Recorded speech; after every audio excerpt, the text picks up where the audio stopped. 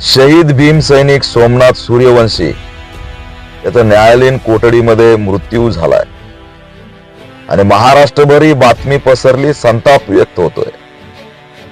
ज्याची भीती होती तेच झालं. आज सोमनाथ सूर्यवंशी गेलाय. आणखी महिला, मुली, तरुण जखमी अवस्थेत जेलमध्ये टाकलेले आहेत. माणूस मेलाय आमचा.